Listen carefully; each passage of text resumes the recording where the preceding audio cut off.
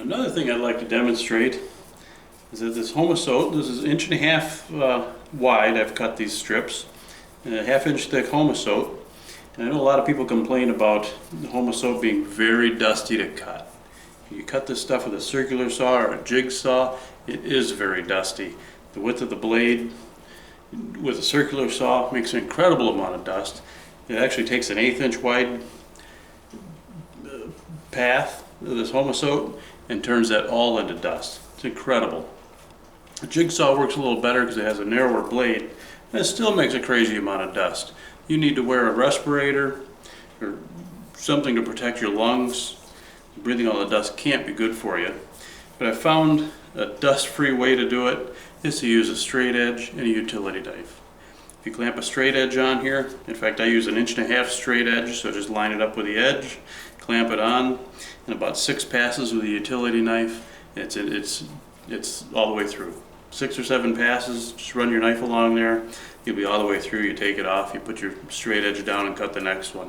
It takes a little bit longer than a circular saw, but there's absolutely no waste, and the time you save sweeping, it's probably ahead of the game if you just use the knife.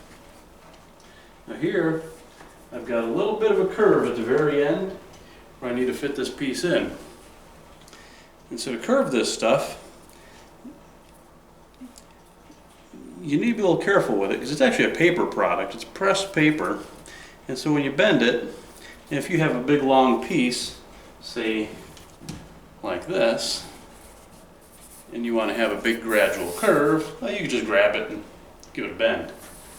But as you get into tighter curves, if it's a lot of degrees of arc, you're going to want to wet it. You can wet it with maybe a spray bottle. I use a sink that has kind of like a mist, you know, like you could use with a garden hose kind of a thing. You want a light mist like that, just get it wet and it'll make it very pliable. Whether it's wet or dry, when you bend it, if you remember that it's a paper product, you got to work it a little bit and stretch those fibers. Even if it's wet, if you just bend it, it's going to snap. You got to actually stretch it a little bit and work it a little. You get just the curve you need. In this case, I don't need much. I just want it to give a little bit so I can screw it in there and it'll draw up tight.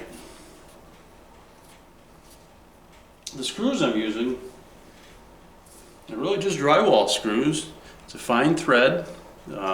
These are 1 5/8 long.